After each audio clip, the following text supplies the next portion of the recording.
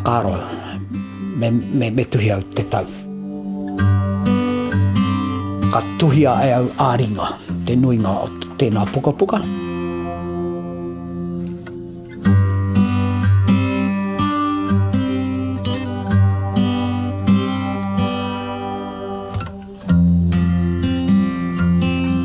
Ara i korera toki waku hoa mahi.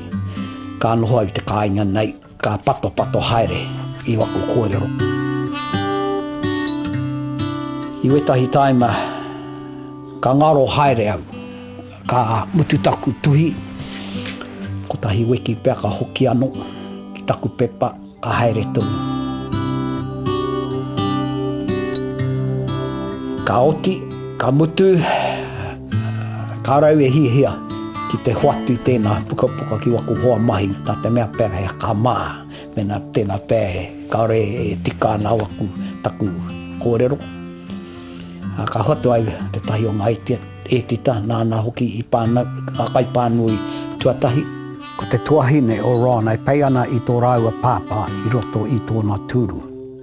Ko Ron e hiki ana i te tahi o ngā pēpi, ko Mere e hiki ana i te tahi. I te hakaputatanga, ka tai atu ki ngā kura, ka pātai mai ko waia manu te awa, ka harau ki ngā kura, ki te kōrero. Ka mai te tahi o ngā tama, ko tēnei te pukapuka tuatahi i pānoi tia e ia mai te tīmatatanga ki te mutunga. Ka tino